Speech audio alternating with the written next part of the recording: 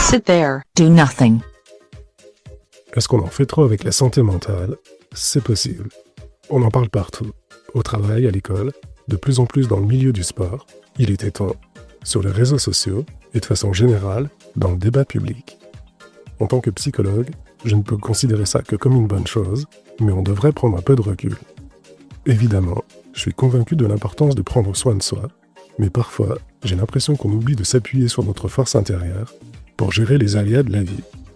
Un petit stress avant un examen, on propose un soutien psychologique. Victime du blues de lundi matin, voilà qu'on parle de détresse aiguë et qu'on appelle au bureau pour dire qu'on ne va pas rentrer aujourd'hui parce qu'on n'est pas dans une bonne place mentalement. Le résultat, on finit par penser que chaque émotion négative est un signe de danger. Pourtant, ressentir de l'anxiété avant un défi ou traverser un coup de mou, c'est naturel. C'est notre esprit qui nous alerte, pas forcément un signe de maladie. Il est essentiel de distinguer un vrai trouble d'une réaction normale pour votre propre équilibre. La vie, c'est aussi des imprévus, des désillusions, des retards, des échecs, petits et grands. Tout ça n'est pas une pathologie, c'est juste mercredi. Apprivoiser ces moments, passer à travers avec vos propres ressources internes, c'est apprendre à grandir.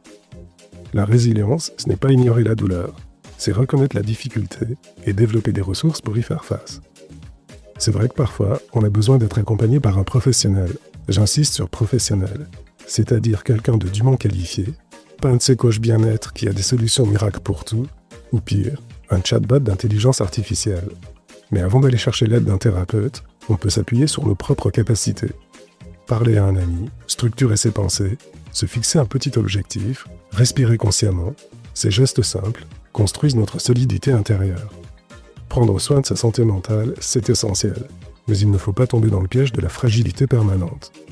Cultivez aussi votre résilience, c'est elle qui vous rend capable de transformer l'adversité en moteur de croissance. La meilleure façon de gérer votre santé mentale, c'est le fitness mental.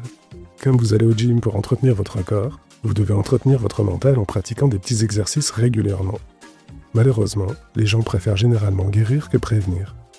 Je ne fais rien pour ma santé mentale parce que tout va bien. Quand ça va mal, je prends les mesures pour que ça aille mieux.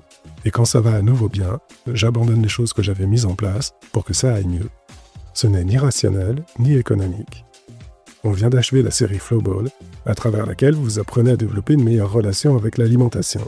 Comme je vous l'ai déjà dit, suivre ce programme vous permet aussi de prendre soin de votre santé mentale globale avec un minimum de contraintes. Est-ce que vous l'avez fait? Si vous voulez quelque chose de plus complet, je vous recommande le Flow 360. Rendez-vous sur le site leflow.ca et cliquez sur le lien 360 pour les détails. Le prochain épisode du podcast sera consacré à un exercice de relaxation et de réénergisation. Prendre des pauses dans la journée est un moyen très efficace d'alléger votre charge mentale. On va découvrir ça ensemble. D'ici là, continuez à faire preuve de bienveillance à l'égard de vous-même, pas de complaisance.